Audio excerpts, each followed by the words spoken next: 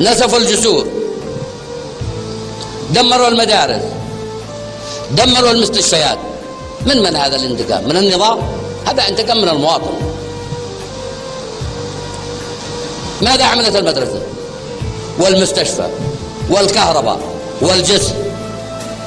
ماذا عملت بالحوثيين؟ لماذا يدمروها؟ هذا انتقام من؟ انتقام من أبناء صعطة.